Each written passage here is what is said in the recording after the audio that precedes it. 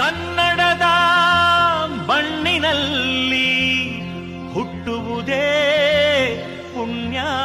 ವಿಶೇಷ ಕಾರ್ಯಕ್ರಮ ಮಣ್ಣು ಬದುಕಿನ ಮೂಲ, ಪ್ರಕೃತಿಯ ಒಡಲು.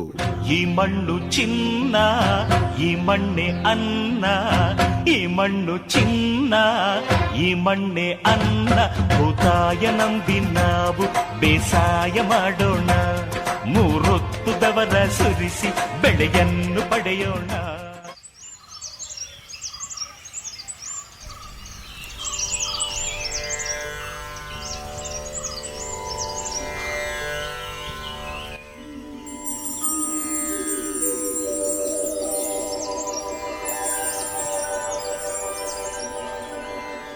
ಹೇ ಧರಣಿ, ನಿನ್ನಲ್ಲಿ ಬೆಳೆದ ಒಂದೊಂದು ಕಣವೂ ಸುಂದರ. ನೀನೇ ಇಲ್ಲಿನ ಪ್ರತಿ ಜೀವಿಗೂ ಆಧಾರ. ನಿನ್ನ ಸ್ಪರ್ಶವೇ ನಮ್ಮ ಪಾಲಿಗೆ ಬಂಗಾರ. ಬಣ್ಣಿಸಲು ಸಾಧ್ಯವೇ ನಿನ್ನ ವಯ್ಯಾರ. ವರ್ಣಿಸಲಾಗದು ನಿನ್ನ ಚಲುವ, ನಿನಗೆ ನೀನೇ ಅಲಂಕಾರ. ನಾವೆಷ್ಟೇ ನಿನ್ನ ಮೇಲೆ ತೋರಿದರೂ ಅಧಿಕಾರ, ನೀ ಮರೆತಿಲ್ಲ ಕೊಡುವುದ ಸಹಕಾರ. ಹೊತ್ತಿರುವೆ ನಮ್ಮೆಲ್ಲರ ಭಾರ.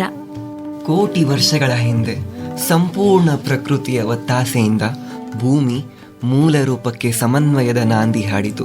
ಕೇವಲ ಮಂಜಿನ ಗಡ್ಡೆಯಾಗಿದ್ದ ಪ್ರಕೃತಿಯು ಮಣ್ಣು, ನೀರು, ಬೆಂಕಿ ಇವೆಲ್ಲದರ ಸಮನ್ವಯತೆಯ ಪರಿಣಾಮ ಈ ಮಾನವ, ಅರ್ಥಾತ್ ನಮ್ಮೆಲ್ಲರ ಉಗಮ. ಪ್ರೀತಿಯ ಪ್ರಕೃತಿಯು ತನ್ನೆಲ್ಲ ಅಸಮಗಳನ್ನು ಸಮವಾಗಿಸಿಕೊಂಡು ಮಾನವ ಸಂಕುಲದ ಉಗಮಕ್ಕೆ ಪೂರಕವಾಗಿ ನಿಂತಿದ್ದು ಕೇವಲ ನಮ್ಮ ಅಸ್ತಿತ್ವಕ್ಕೆ, ಮಾನವ ಅಸ್ತಿತ್ವಕ್ಕೆ. ಈ ಭೂತಾಯಿ ನಮಗೆ ಎಷ್ಟು ಮಹತ್ವವಾದ ಜೀವನ ಒದಗಿಸಿದ್ದಾಳೆ ಎಂದರೆ, ತನ್ನ ಒಡಲಲ್ಲಿರುವ ನೀರಿನಿಂದಲೇ ಈ ಭೂಮಿಯ ಮೊದಲ ಜೀವಿ ಉಗಮ. ಈ ಭೂತಾಯಿಯ ಒಡಲ ಧೂಳಿನ ಕಣವಿಲ್ಲದೆ ನಮಗೆ ಅನ್ನದ ಮೂಲವಿಲ್ಲ. ಇವಳೊಡಲ ನೀರಿಲ್ಲದೆ ಸಕಲ ಜೀವರಾಶಿಗಳ ದಾಹ ಅರಿಸುವ ಶಕ್ತಿಯೂ ಇಲ್ಲ. ಇವಳೊಡಲ ಧೂಳಿನ ಕಣವಿಲ್ಲದೆ ಕೊನೆಗೆ ಮುಕ್ತಿಯ ಅಂತ್ಯವೂ ಇಲ್ಲ. ಇವಳೊಡಲ ನೀರಿಲ್ಲದೆ ಗಿಡ ಮರಗಳಿಗೆ ಉಳಿಗಾಲವಿಲ್ಲ. ಇವಳೊಡಲ ಬಗೆಯದಿದ್ದರೆ ತಲೆಮರೆಸಿಕೊಳ್ಳಲು ಸೂರ್ಯನ ನಿರ್ಮಾಣವೂ ಇಲ್ಲ. ಇವಳೊಡಲ ನೀರಿಲ್ಲದೆ ಮನುಷ್ಯ ಜಾತಿಯ ಶುಚಿತ್ವ ಕಲ್ಪನೆಯೂ ಅಗೋಚರ. ಮನುಷ್ಯ ವಿಸರ್ಜಿಸುವ ತ್ಯಾಜ್ಯಗಳನ್ನೇ ಫಲವತ್ತಾದ ಗೊಬ್ಬರಗಳಾಗಿ ಪರಿವರ್ತಿಸುವ ಮಹಾ ಜೈವಿಕ ಯಂತ್ರ ಮಣ್ಣೆಂಬ ಕ್ಷಮೆಯಾಧರಿತ್ರಿ.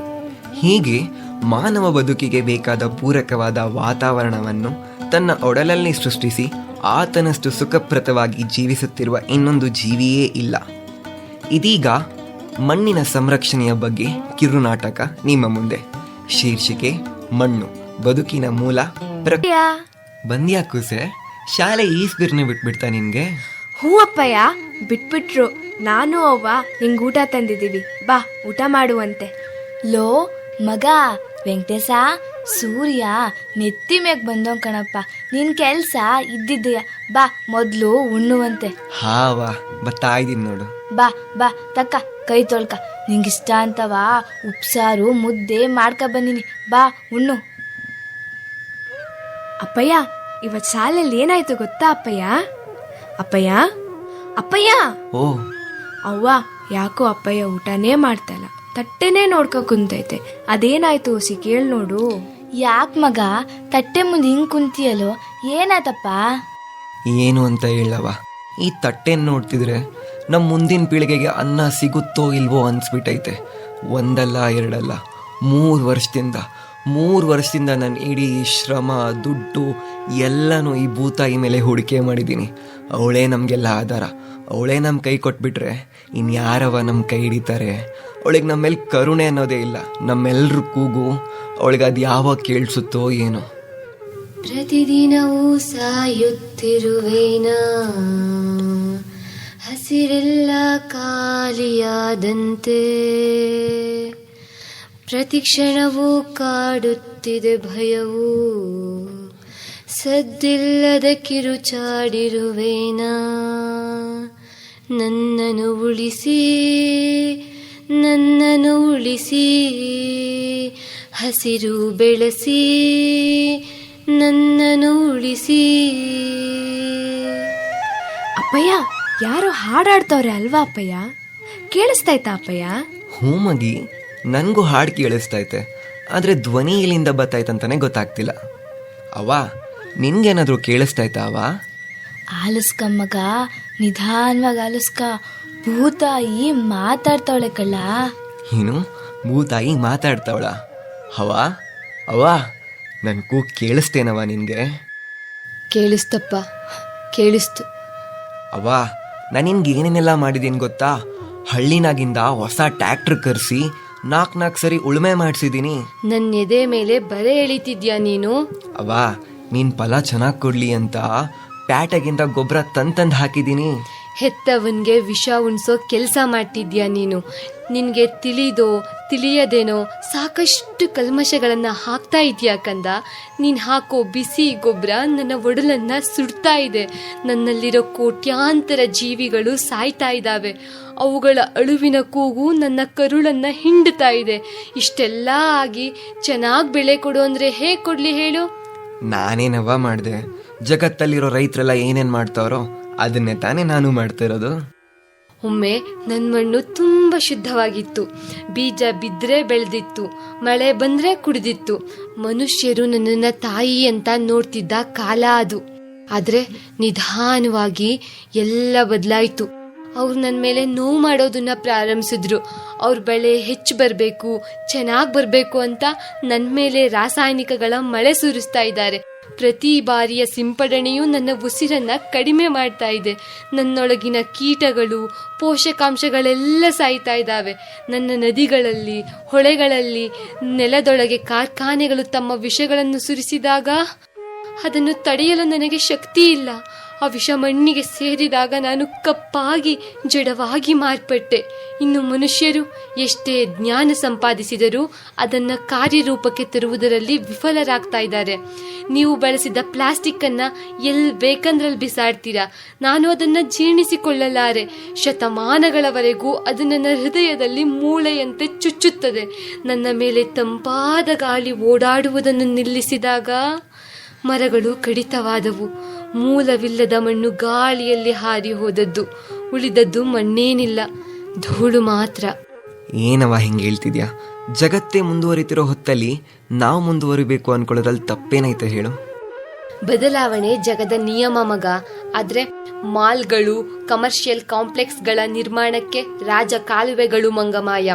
ಲೇಔಟ್ಗಳು, ಅಪಾರ್ಟ್ಮೆಂಟ್ಗಳ ನಿರ್ಮಾಣಕ್ಕೆ ಕೆರೆಗಳೇ ಖಾಲಿ ಖಾಲಿ. ಫಾರ್ಮ್ ಹೌಸ್ಗಳು, ಎಸ್ಟೇಟ್ಗಳ ಒಡೆತನದ ದುರಾಸೆಗೆ ನನ್ನ ಜೀವವಾದ ಅರಣ್ಯ ಪ್ರದೇಶಗಳೇ ಡಿನೋಟಿಫೈವ್. ರುದ್ರಭೂಮಿ, ಸ್ಮಶಾನಗಳು ನಕಾಶೆಯಲ್ಲಿ ಮಾತ್ರ ಉಳಿದಿದ್ದಾವೆ. ಇಟ್ಟಿಗೆ ಫ್ಯಾಕ್ಟರಿಗಳಿಗೆ ಮಣ್ಣು ಬಲಿಯಾದರೆ ಥ್ರೆಶೋರ್ಗಳಿಗೆ ಬಂಡೆ ಬಲಿ. ಹೀಗೆ ಅನೇಕ ನಿಮ್ಮ ದುರಾಸೆಗಳಿಗೆ ಬದುಕಲು ಸಾಧ್ಯವಾಗದ ವಾತಾವರಣ ಸೃಷ್ಟಿಯಾಗ್ತಾ ಇದೆ. ಎಷ್ಟು ಅಮಾಯಕ, ಅಸಹಾಯಕ ಜೀವಿಗಳು ಬಲಿಯಾಗ್ತಾ ಇದ್ದಾವೆ. ಆಧುನಿಕ ವ್ಯವಸಾಯದ ನೆಪದಲ್ಲಿ ನನ್ನ ಮೂಲಕನೇ BP, ಶುಗರ್, ಹಾರ್ಟ್ ಅಟ್ಯಾಕ್, ಕ್ಯಾನ್ಸರ್ಗಳ ಉತ್ಪಾದನೆ ಮಾಡ್ತಾ ಇದ್ದೀರಾ. ಜೀವನೋದ್ಯಮದ ಹೆಸರಿನಲ್ಲಿ ನಿಮ್ಮ ಮಕ್ಕಳ ಅದ್ಭುತ ಭವಿಷ್ಯವನ್ನೇ ಲೂಟಿ ಮಾಡ್ಕೋತಾ ಇದ್ದೀರಾ. ಕೊನೆಯದಾಗಿ ನನ್ನಲ್ಲಿ ಮಾತ್ರ ಅಲ್ಲ, ಎಲ್ಲಿ ನೋಡಿದರೂ ಮಾಲಿನ್ಯವೇ ಮಾಲಿನ್ಯ. ಪ್ರತಿ ಕ್ಷಣವೂ ನನ್ನ ಜೀವ ಇಚುಕಿದಂತೆ ಆಗುತ್ತೆ. ನೋಡವಾ, ನಿನ್ನ ಕೊಟ್ಟಿಗೆ ಗೊಬ್ಬರ ಹೊಡೆಯೋದೆಲ್ಲ ಹಳೆ ಕಾಲದಲ್ಲೇ ಹೊಟ್ಟೋಯ್ತು. ಈಗೇನಿದ್ರು 1 ಪ್ಯಾಕೆಟ್ ಗೊಬ್ಬರ ಹಾಕಿದ್ರೆ ಸಾಕಂತೆ. 1 ಪ್ಯಾಕೆಟ್ ಗೊಬ್ಬರದಲ್ಲಿ 1 ಲೋಡ್ ಕೊಟ್ಟಿಗೆ ಗೊಬ್ಬರ ಅಷ್ಟು ಶಕ್ತಿ ಇದೆ ಅಂತೆ. ಇಂದು ನೀವು ನನ್ನ ಮಣ್ಣನ್ನ ಕೆಡಿಸಿದ್ರೆ ನಾಳೆ ಅದರ ಪರಿಣಾಮ ನಿಮ್ಮ ಬದುಕಿನ ಮೇಲೆ ಬೀಳದೇ ಇರಲಾರದು. ಕೇಳು, ನನ್ನ ಮಣ್ಣು ವಿಷದಿಂದ ತುಂಬಿದಂತೆ ಬೀಜಗಳ ಮೊಳಕೆಯೂ ಬಿಡುವುದಿಲ್ಲ. ಬೆಳೆ ಉಳಿತಾಯ ಕಡಿಮೆಯಾಗುತ್ತೆ. ನೀವು ತಿನ್ನುವ ಆಹಾರ ದುಬಾರಿ, ಕಡಿಮೆ ಮತ್ತೆ ಪೋಷಕಾಂಶ ರಹಿತವಾಗಿ ಬಿಡುತ್ತೆ. ಮಣ್ಣಿನಲ್ಲಿರುವ ರಾಸಾಯನಿಕಗಳು ತರಕಾರಿ, ಧಾನ್ಯ, ಹಣ್ಣುಗಳ ಮೂಲಕ ನಿಮ್ಮ ದೇಹಕ್ಕೆ ಬರ್ತವೆ. ಮಕ್ಕಳ ಆರೋಗ್ಯ, ನಿಮ್ಮ ಮುಂದಿನ ಪೀಳಿಗೆಯ ರೋಗ ನಿರೋಧಕ ಶಕ್ತಿ ಎಲ್ಲವೂ ದುರ್ಬಲವಾಗಿ ಬಿಡುತ್ತೆ. ಮರದ ಬೇರುಗಳಿಗೆ ಶುದ್ಧ ಮಣ್ಣು ಸಿಗದೆ ಮರಗಳೆಲ್ಲ ಒಣಗ್ತವೆ. ಮರಗಳಿಲ್ಲದ ಭವಿಷ್ಯ ಕಲ್ಪನೆಗೂ ನಿಲುಕದ್ದು. ಅಂದರೆ ಭೂಮಿ ಬಿಸಿಯಾಗೋದು, ಮಳೆ ವಾತಾವರಣ ಬದಲಾಗೋದು, ಉಷ್ಣತೆ ಹೆಚ್ಚೋದು, ಹೀಗೆ ಅನೇಕ ಬದಲಾವಣೆಗಳನ್ನು ನೀವು ಅನುಭವಿಸ್ಬೇಕಾಗುತ್ತೆ. ಮಣ್ಣು ವಿಷಗೊಂಡಂತೆ ಆ ವಿಷ ನೆಲದಡಿಯ ನೀರಿಗೂ ಸೇರುತ್ತೆ. ನೀವು ಕುಡಿಯುವ ನೀರು ಸಹ ಶುದ್ಧವಾಗಿರದು. ಒಂದು ದಿನ ಬಂದೇ ಬರುತ್ತೆ, ನೀರು ಬಂಗಾರದಷ್ಟೇ ಅಮೂಲ್ಯವಾಗುತ್ತೆ.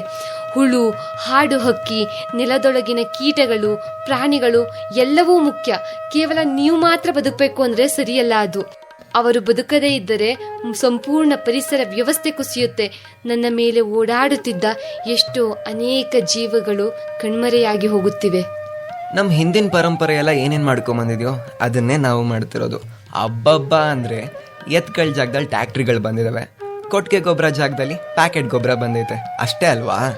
ಇಡೀ ಮನುಕುಲವೇ ನನಗೆ ಅಜಾತ ಋಣಿಗಳಾಗಿ ಬದುಕೋ ಬದಲು ಈ ಮನುಜರ ಸ್ವಾರ್ಥ, ದುರಾಸೆಯ ಪರಮಾವಧಿಯ ನರ್ತನ ರೂಪ ನನ್ನನ್ನು ಹೀಗೆ ಎಳೆಯಾಗಿ ಛಿದ್ರಗೊಳಿಸಿದೆ. ನನ್ನ ಮಣ್ಣಿನ ಅಣುವಿನಲ್ಲೂ ವಿಷ ಬೀಜಗಳನ್ನು ಬಿತ್ತುತ್ತಾ ಇದ್ದೀರಾ. ನನ್ನ ಸತ್ವವನ್ನು ಹೀರಿ ಶೀತಲೀಕರಣದ ಅಂಚಿಗೆ ನನ್ನ ಕೊಂಡೊಯ್ದಾಗ ನನ್ನ ನರಳಾಟದ ಬೇನೆ ಅಷ್ಟಿಷ್ಟಲ್ಲ, ದೇಹದ ರಕ್ತದಂತಿರುವ ನೀರು ನಿಮ್ಮ ಕೈಗೆ ಎಟಕದಾಗ ನನ್ನ ಗರ್ಭವನ್ನೇ ಬಗೆಯುವ ಕೆಲಸ ಮಾಡ್ತಾ ಇದ್ದೀರಾ. ಎಲ್ಲೆಲ್ಲೂ ಸಿಮೆಂಟ್ ರಸ್ತೆಗಳ ನಿರ್ಮಾಣ ಮಾಡಿ, ನೀರು ಹರಿಯಲು ಜಾಗವಿಲ್ಲದಂತೆ ಮಾಡಿ, ಪ್ರವಾಹಗಳನ್ನು ನೀವೇ ಸೃಷ್ಟಿ ಮಾಡ್ಕೋತಾ ಇದ್ದೀರಾ. ಒಂದು ಕಾಲದಲ್ಲಿ ಸತ್ವ ಜೀವ ಸೃಷ್ಟಿ ಸಾಮರ್ಥ್ಯ ಇದ್ದೋಳು ನಾನು. ನನ್ನನ್ನು ಮಾಲಿನ್ಯ ಅನ್ನೋ ತೊಟ್ಟಿಲಲ್ಲಿ ತೂಗಿ ಸತ್ವಹೀನಳಾಗಿ ಅಸಹಾಯಕಳಾಗಿ ಮಾಡ್ತಾ ಇದ್ದೀರಾ. ನನ್ನ ಆರ್ತನಾದ ನಿಮ್ಮನ್ನ ಸುಮ್ಮನೆ ಬಿಡೋದಿಲ್ಲ. ಕ್ಷಮಿಸ್ಬಿಡವ. ದುಪ್ಪಟ್ಟಾಗ್ತಿರೋ ಈ ಜನಾಂಗದ ಹೊಟ್ಟೆ ತಣ್ಸಕ್ಕೆ ನಾವೆಲ್ಲರೂ ಅಡ್ಡಾರಿ ಹಿಡ್ಬಿಟ್ವವ.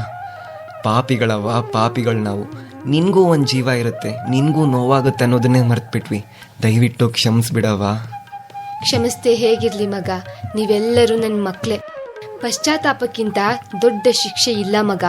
ನೀವು ಬೇಕು ಅಂತಾನೋ ಬೇಡ ಅಂತಾನೋ, ಆಸೆಯಿಂದಾನೋ ಅಥವಾ ದುರಾಸೆಯಿಂದಾನೋ ನೀವು ಮಾಡೋ ಮಾಲಿನ್ಯ ನಿಮ್ಮ ಭವಿಷ್ಯವನ್ನು ನಿರ್ಧರಿಸುತ್ತೆ. ನಾನು ಇನ್ನೂ ಗುಣಮುಖವಾಗಬಹುದು. ನನಗೆ ಸ್ವಲ್ಪ ಕಾಳಜಿ ಬೇಕು.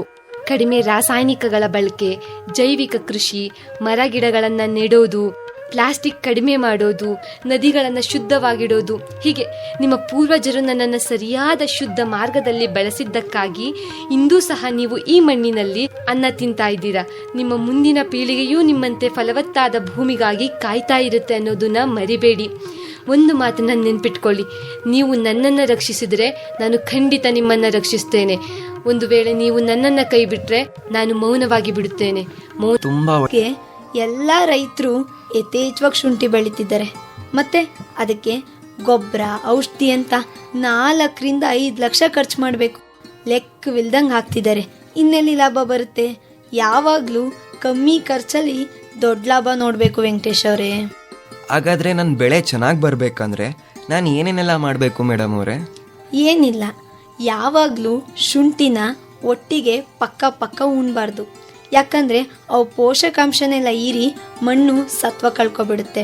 ಮತ್ತು ಆ ಥರ ಹತ್ರ ಹಾಕೋದ್ರಿಂದ ಅವಕ್ಕೆ ಉಸಿರಾಡೋಕ್ಕಾಗದೆ, ಗೆಡ್ಡೆನೂ ಕಟ್ಟೋಕ್ಕಾಗದೆ ಅವು ಅಲ್ಲೇ ಹಾಳಾಗ್ತವೆ. ಶುಂಠಿ ಬೆಳೆನೂ ಜಾಸ್ತಿ ಬೇಕಾಗಲ್ಲ ನೋಡಿ. ಅವಾಗ ಉಳಿಸಿದ್ದೇ ಗಳಿಸಿದ್ದು ಅಲ್ವಾ? ಕರೆಕ್ಟು ಮೇಡಮ್ ಅವರೇ. ಈ ಶುಂಠಿಗಂತಲೇ 4-5 ಲಕ್ಷ ಖರ್ಚು ಮಾಡಿಬಿಟ್ಟಿದ್ದೀನಿ. ಇನ್ನೂ ಅದು ಎಷ್ಟು ಗೊಬ್ಬರ ಹೊಡಿಬೇಕೋ ಏನೋ. ಹಸಿರೆಲೆ ಗೊಬ್ಬರಕ್ಕೆ ನಸ್ಗುನಿ ಭಾಳ ಒಳ್ಳೇದು ನೋಡಿ. ಏನು ನಸ್ಗುನಿನ ಮೇಡಮ್ ಅವರೇ? ಅದು ಮುಟ್ಟಿದ್ರೆ ಸಾಕು ಮೈಯೆಲ್ಲ ತುರ್ಕೆ ಆರಂಭ ಆಗುತ್ತೆ. ಅಯ್ಯೋ, ಅಷ್ಟೊಂದೆಲ್ಲ ಗಾಬರಿ ಬೇಡ. ಈಗ ಬಂದಿರೋ ತಳಿಗಳಲ್ಲಿ ಅಷ್ಟೊಂದು ಕಡ್ತಾನೇ ಇಲ್ಲ. ನೀವು ಬೇಕಾದ್ರೆ ಆರಾಮಾಗಿ ಅದ್ರ ಮೇಲೆ ಮಲ್ಕೊಬಿಡ್ಬೋದು. ಇದನ್ನ ಭೂಮಿಗೆ ಸೇರಿಸ್ಬೇಕು. ಅದ್ರ ಜೊತೆ ಟ್ರೈಕೋಡರ್ಮ, ಹಟ್ಟಿ ಗೊಬ್ಬರ, ಹತ್ತಿ ಹಿಂಡಿ, ಕೊಟ್ಟಿಗೆ ಗೊಬ್ಬರ ಎಲ್ಲ ಸೇರಿಸ್ಬಿಟ್ಟು ಮಡಿ ಮಾಡಿಕೊಂಡು ಕನಿಷ್ಠ ಸಾಲಿನಿಂದ ಸಾಲಿಗೆ 1 ಅಡಿ ನೆಡಬೇಕು. ರೋಗ ಬಂದರೂ ಹರಡೋದಿಲ್ಲ. ನೋಡಿ ಮೇಡಮ್ ಅವರೇ, ನನಗಿದೆಲ್ಲ ಗೊತ್ತೇ ಇರಲಿಲ್ಲ. ಆ ಗೊಬ್ಬರದ ಅಂಗಡಿಯವನು ಏನೇನು ಹೇಳ್ತಾನೋ ಅದನ್ನು ಮಾತ್ರ ಮಾಡ್ತಿದ್ದೆ. ಅವ್ರು ಯಾವ್ಯಾವ ಔಷಧಿ ಕೊಡ್ತಿದ್ರೋ ಅದನ್ನು ಮಾತ್ರ ತಂದು ಹೊಡಿತಿದ್ದೆ. ಆಮೇಲೆ ನಮ್ಮ ಗೊಬ್ಬರದ ಅಂಗಡಿ ಅವ್ರು ಹೇಳಿದ್ನೆಲ್ಲ ನಂಬ್ಕೊಂಡು ಯಾವುದೇ ಕಾರಣಕ್ಕೂ ಏನು ತಗೋಬೇಡಿ. ಪಾಪ ಅವ್ರಿಗೂ ಗೊತ್ತಿರಲ್ಲ. ಇವಾಗ ಬೇರೆ ಹೊಸ ರೋಗಗಳು, ಹೊಸ ಔಷಧಿ, ಅವ್ರಿಗೇನೋ ಅಷ್ಟು ಗೊತ್ತಿರಲ್ಲ. ನನ್ನ ಕೇಳಿ ಇಲ್ವಾ, ಒಂದು ಫೋಟೋ ತೆಗೆದು ಹಾಕಿ. ನಾನು ಹೇಳಿ ವಿಚಾರಿಸಿದ್ಮೇಲೆ ಮಾತ್ರ ನೀವು ನಿಮ್ಮ ಹೊಲಕ್ಕೆ ಹಾಕಿ. ಆಯ್ತು ಮೇಡಮ್ ಅವರೇ, ಹಾಗೆ ಮಾಡೋಣ. ನೋಡಿ ವೆಂಕಟೇಶ್ ಅವರೇ, ಮನುಜ ಸತ್ರೆ ಮಣ್ಣಿಗೆ, ಮಣ್ಣೇ ಸತ್ರೆ ಮುಂದೇನು. ಒಂದು ಕಡೆ ಜನಸಂಖ್ಯೆ ಹೆಚ್ಚಳ, ಒಂದು ಕಡೆ ಜನಸಂಖ್ಯೆ ಹೆಚ್ಚಳ, ಮತ್ತೊಂದು ಕಡೆ ಆಹಾರ ಸ್ವಾವಲಂಬನೆಯ ಗುರಿ. ಇದರ ನಡುವೆ ಕುಸಿಯುತ್ತಿರುವ ಭೂ ಹಿಡುವಳಿ. ಮಣ್ಣಿನ ಆರೋಗ್ಯ ತೀವ್ರ ನಿಗಾ ಘಟಕದಲ್ಲಿದೆ. ಪ್ರಸ್ತುತ ನಗರ ಪ್ರದೇಶದ ಜನರ ಇಂದಿನ ಆರೋಗ್ಯವನ್ನು ವಿಶ್ಲೇಷಿಸಿದರೆ ಈ ವರ್ಷದ ಧ್ಯೇಯ ವಾಕ್ಯ ಪ್ರಸ್ತುತ ಸನ್ನಿವೇಶಕ್ಕೆ ತಾಳೆಯಾಗುತ್ತದೆ. ಇಂದು ನಗರದ ಪ್ರತಿ ಬೀದಿಯಲ್ಲಿ ಕ್ಲಿನಿಕ್ ಮತ್ತು ಔಷಧಿ ಅಂಗಡಿಗಳು ಸ್ಥಾಪಿತವಾಗಿರುವುದು ಇದಕ್ಕೆ ಸಾಕ್ಷಿ. ನಗರವಾಸಿಗಳ ಆರೋಗ್ಯ ಇಂದು ಯಾವ ಮಟ್ಟಿಗೆ ಬಂದಿದೆ ಎಂದರೆ ಪ್ರತಿ ಮನೆಯಲ್ಲೂ ಒಂದು ಹೊತ್ತಿಗಾದರೂ ಗುಳಿಗೆ ನುಂಗುವ ಒಬ್ಬರಾದರೂ ಸಿಗುತ್ತಾರೆ. ಹಳ್ಳಿಗಳಿಂದ ಬರುವ ದವಸ ಧಾನ್ಯ, ಹಾಲು, ತರಕಾರಿ, ಹಣ್ಣು ಇತ್ಯಾದಿಗಳೆಲ್ಲವೂ ರಾಸಾಯನಿಕ ಕೃಷಿಯ ಉತ್ಪನ್ನಗಳು. ಈ ರಾಸಾಯನಿಕ ಉತ್ಪನ್ನಗಳಿಂದ ಮಣ್ಣು ತನ್ನ ಸತ್ವವನ್ನೇ ಕಳೆದುಕೊಂಡಿದೆ. ಮಣ್ಣು ಕೇವಲ ಒಂದು ನಿರ್ಜೀವ ವಸ್ತು ಅಲ್ಲ. ಮಣ್ಣಿನಲ್ಲೂ ಭೌತಿಕ, ರಾಸಾಯನಿಕ ಮತ್ತು ಜೈವಿಕ ಗುಣಧರ್ಮಗಳಿವೆ. ಒಟ್ಟಾರೆಯಾಗಿ ಉತ್ತಮ ಆರೋಗ್ಯಯುತ ಸಮಾಜಕ್ಕೆ ಉತ್ತಮ ಆಹಾರ ಸೇವನೆ ಮುಖ್ಯ. ಉತ್ತಮ ಆಹಾರಕ್ಕೆ ಆರೋಗ್ಯಯುತ ಮಣ್ಣು ಮುಖ್ಯ. ಉತ್ತಮ ಗುಣಮಟ್ಟದ ಮಣ್ಣಿಗೆ ಸಾವಯವ ಕೃಷಿ ಮುಖ್ಯ. ಇವೆಲ್ಲವನ್ನು ಪಾಲಿಸದಿದ್ದರೆ ಮುಂದೆ ಔಷಧಿಯನ್ನೇ ಆಹಾರವಾಗಿ ಸೇವಿಸಬೇಕಾಗಬಹುದು. ಹೌದು ಮೇಡಮ್ ಅವರೇ, ನಮ್ಮ ಮುಂದಿನ ಬದುಕು, ನಮ್ಮ ಮುಂದಿನ ಭವಿಷ್ಯ ಎಲ್ಲನೂ ಈ ಮಣ್ಣಲ್ಲಿದೆ. ನಮ್ಮ ಮುಂದಿನ ಪೀಳಿಗೆಗೆ ಆರೋಗ್ಯಕರವಾದ ಭೂಮಿ ಮತ್ತು ಸಮೃದ್ಧ ಮಣ್ಣನ್ನು ನೀಡುವುದು ನಮ್ಮ ಜವಾಬ್ದಾರಿ.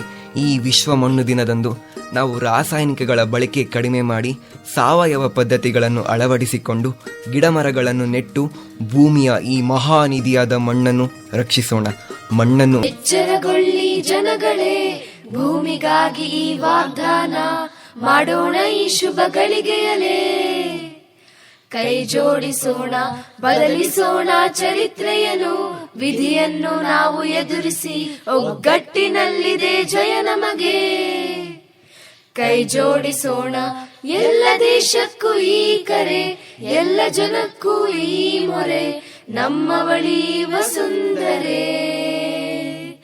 ಹಾಡೋಣ ಕೈ ಜೋಡಿಸಿ ಈ ಭೂಮಿ ಗೀತೆ, ಹಾಡೋಣ ಕೈ ಜೋಡಿಸಿ ಈ ಒಂದು ಗೀತೆ, ಹಾಡೋಣ ಕೈ ಜೋಡಿಸಿ ಈ ಭೂಮಿ ಗೀತೆ, ಹಾಡೋಣ ಕೈ ಜೋಡಿಸಿ ಈ ಒಂದು ಗೀತೆ.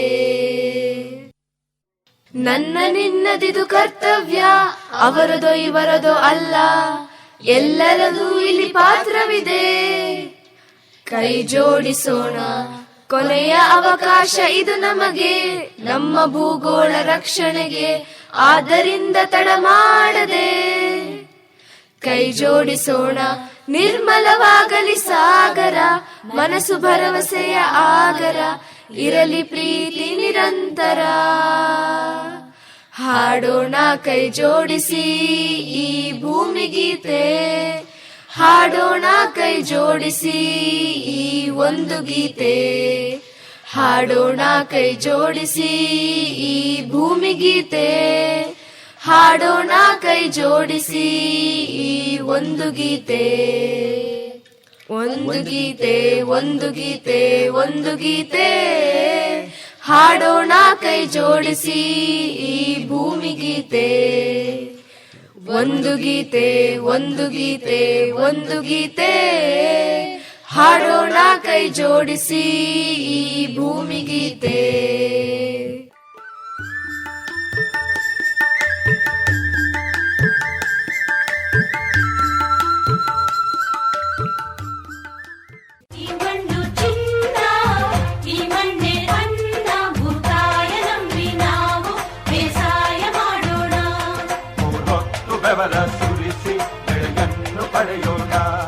ಮಣ್ಣು ಬದುಕಿನ ಮೂಲ, ಪ್ರಕೃತಿಯ ಒಡಲು ವಿಶೇಷ ಕಾರ್ಯಕ್ರಮ ಕೇಳಿದಿರಿ.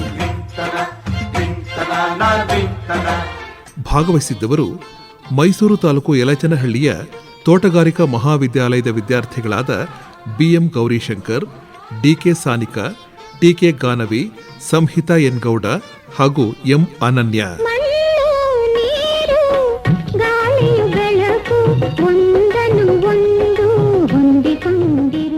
ಸಂಕಲನ ಆರ್ ಲೋಕೇಶ್ವರಿ. ಈ ನಾಡಿನ ಮಣ್ಣು ಬೆಳೆವುದು ಹೊನ್ನು, ಮಣ್ಣಿನ ಮಕ್ಕಳೇ ನಾಡಿನ ಕಣ್ಣು. ತುಂಬಿಹ ಜಡತೆ ನೀಗಿ ಬನ್ನಿ, ಜಾಗೃತ ಜನತೆ ನಾವು ಎನ್ನಿ, ನೆರವಾಗಿ ಬನ್ನಿ ಎಲ್ಲರೂ. ನಿರ್ದೇಶನ ತೋಟಗಾರಿಕಾ ಮಹಾವಿದ್ಯಾಲಯದ ಸಹಾಯಕ ಪ್ರಾಧ್ಯಾಪಕರಾದ ಡಾಕ್ಟರ್ ಜಿಕೆ ರಾಮೇಗೌಡ. ಈ ಮಣ್ಣು ನಮ್ಮದು, ಈ ಗಾಳಿ ನಮ್ಮದು, ಕಲಕಲನೆ ಹರಿಯುತ್ತಿಗ ನೀರು ನಮ್ಮದು. ನಿರ್ಮಾಣ ಎನ್ ಕೇಶವ ಮೂರ್ತಿ.